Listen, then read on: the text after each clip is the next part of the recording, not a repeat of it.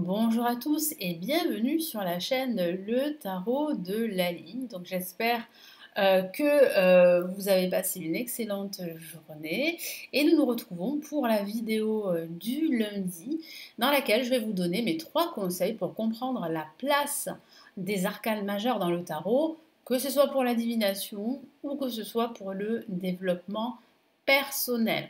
Donc ici sur cette chaîne Le Tarot de Lali, vous retrouvez des vidéos tutoriels sur le tarot, sur les tirages de tarot, sur la compréhension des arcanes majeurs, des arcanes mineurs. Et si vous souhaitez aller plus loin, vous avez en dessous de la vidéo la formation gratuite, le chemin rapide du tarot.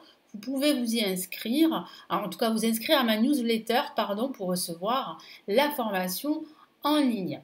Allez, nous commençons tout de suite. Donc dans cette vidéo, je vais vous expliquer pourquoi il est vraiment capital d'apprendre les 22 cartes majeures du tarot, que ce soit pour de la divination ou que ce soit pour le développement personnel. Alors si vous êtes débutant dans ce domaine qui est le tarot, ou si vous cherchez à améliorer votre pratique du tarot, je suis certaine que cette vidéo va vous intéresser. Alors, je vous présente très rapidement ce qu'est le tarot. Le tarot, c'est un outil très puissant pour la divination et le développement personnel. Les 22 cartes majeures du tarot sont particulièrement importantes. Pourquoi? Parce qu'elles représentent les étapes clés de nos vies. Comprendre leur signification peut vous aider à mieux vous connaître dans le domaine du développement personnel et à prendre donc des décisions beaucoup plus éclairées afin de trouver votre chemin dans la vie, que ce soit au niveau professionnel, au niveau sentimental, au niveau spirituel. Donc mon conseil numéro 1, il s'agit de comprendre l'importance des arcanes majeures. Les arcanes majeures du tarot sont comme une carte qui vous guide tout au long de votre voyage dans la vie. La carte du fou ou du mât dans le tarot de Marseille symbolise le commencement et la libération des contraintes. Le magicien représente la créativité, le pouvoir et la transformation. La grande prêtresse apporte la vérité intérieure, la connaissance et l'intuition. L'impératrice représente la fertilité, l'abondance et la beauté. Enfin, la mort représente l'acceptation du changement et le passage à une nouvelle phase de la vie. Donc vous voyez, c'est très important de comprendre les thèmes que suggèrent les arcanes majeures. Je ne vous ai donné que quelques exemples de cartes majeures, parce qu'il y en a 22. Voilà. Donc je vous conseille sur la chaîne, il y a plusieurs playlists sur les cartes majeures pour apprendre les arcanes majeures. N'hésitez pas à regarder sur la chaîne pour vous exercer, pour apprendre déjà les 22 cartes majeures et commencer à faire vos premiers tirages. Donc comme je vous l'ai dit à l'instant, comprendre ces thèmes clés peut vous aider à mieux vous comprendre et à mieux comprendre le monde qui vous entoure. Donc c'est très important en fait de comprendre déjà les thèmes clés qui entourent les arcanes majeures. Alors, conseil numéro 2, c'est dans le cas où vous utilisez les arcanes majeures pour la divination. Donc vous pratiquez plutôt le tarot pour faire de la voyance, pour tirer les cartes, pour de la divination. Donc lorsque vous utilisez les arcanes majeures pour la divination, chaque carte peut représenter différents aspects de votre situation actuelle ou de la situation actuelle de votre consultant, ou des questions qui sont liées à votre vie ou à la vie du consultant. Alors, je vais vous donner un exemple. Si vous tirez la carte du chariot pendant un tirage, cela peut suggérer que vous êtes sur le point de vous lancer dans une aventure ou de faire face à des défis dans la vie. En interprétant les cartes de cette manière, vous pouvez obtenir de précieux conseils sur les choix que vous devez faire ou sur les situations auxquelles aujourd'hui vous êtes confronté. Conseil numéro 3, et c'est le dernier conseil, c'est dans le cas où vous utilisez les arcanes majeures pour le développement personnel. Les arcanes majeures peuvent également être utilisées pour le développement personnel. Alors, c'est vrai qu'on a l'habitude de lier le tarot à la divination pure et simple. Depuis quelque temps, on commence à voir que le tarot peut être utilisé à des fins psychologiques. Ça commence en fait à s'installer et c'est une bonne chose. D'où le terme guidance, parce qu'une guidance, ce n'est pas une voyance. Il va falloir que je fasse une vidéo sur cela. Il y a un article sur mon blog, donc je vous invite à aller sur mon blog laliliataro.com, vous allez sur la partie blog, vous allez sur le moteur de recherche de mon blog et vous tapez guidance, voyance, et vous allez trouver en fait l'article qui justement explique la différence entre une guidance et une voyance. Parce qu'il y en a beaucoup qui mélangent encore la guidance et la voyance. Donc, si vous connaissez la différence, c'est sûr que vous ne serez pas déçu. Parce que si vous allez consulter quelqu'un pour de la guidance et que vous croyez que c'est une voyance, c'est sûr que vous allez être vraiment déçu.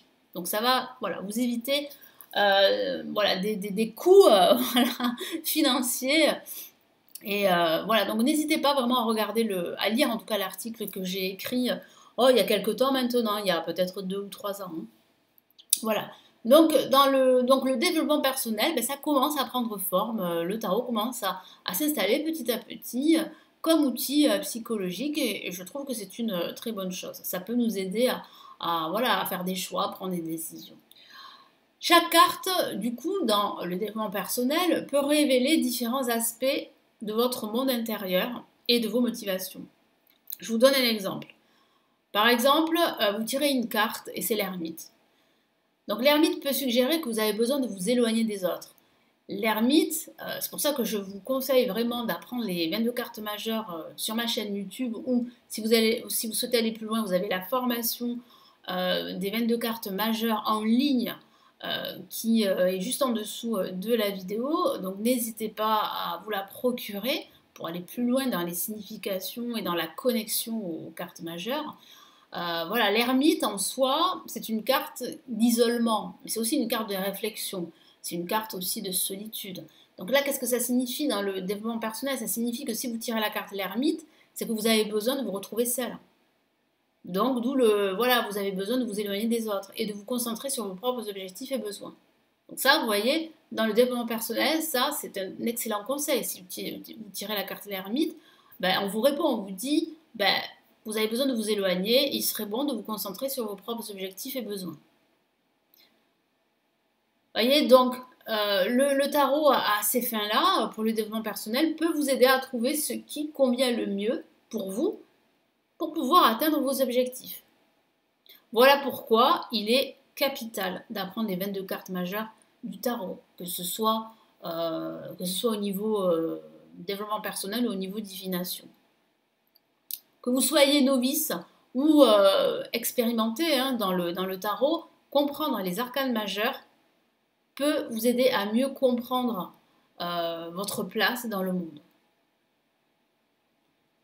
Voilà, donc vraiment, utilisez les conseils que je vous ai donnés pour les intégrer aux arcanes majeures dans votre pratique du tarot, que ce soit pour la divination, pour le développement personnel.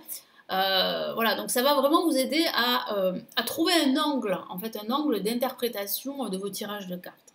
Après, c'est à vous de faire un choix. Soit vous faites de la divination, soit vous faites du développement personnel. Attention avec la divination, parce que tout le monde peut tirer les cartes, il n'y a aucun problème par rapport à cela. Mais c'est vrai qu'il faut énormément exercer son intuition.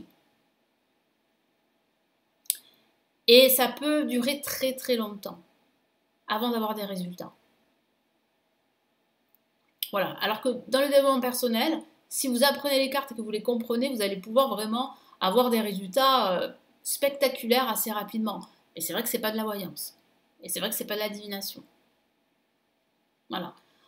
Alors que si, admettons, vous avez déjà un don, que vous percevez des choses, comme dans mon cas, voilà, et que le tarot vous plaît, parce que bon, vous n'êtes pas obligé de choisir le tarot, hein, vous pouvez choisir d'autres outils, d'autres supports, mais si vous choisissez le tarot, c'est vrai que faire de la divination, bon déjà il faut apprendre quand même les 22 cartes majeures, ça c'est indispensable, mais associer cela, les définitions des cartes avec votre intuition, avec votre don, c'est vrai que vous aurez des résultats très rapidement. Voilà. Mais tout le monde, je le répète, tout le monde peut apprendre à tirer les cartes de tarot. Voilà. Donc ça, c'est important de comprendre qu'il est capital, en tout cas de les apprendre, quelle que soit votre pratique du tarot. Voilà pour cette vidéo. Donc merci d'avoir regardé cette vidéo. J'espère vraiment que ça vous aura intéressé.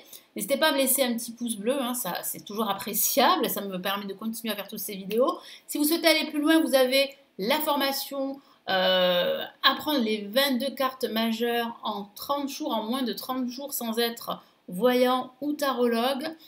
C'est une formation qui est accessible à tous. Je vous ai mis le lien juste en dessous. N'hésitez pas à me laisser vos commentaires, à vous abonner à la chaîne et à consulter toutes mes vidéos, en tout cas les vidéos qui vous intéressent pour pratiquer le tarot. Je vous retrouve dans une prochaine vidéo. Merci à vous et très bel apprentissage du tarot.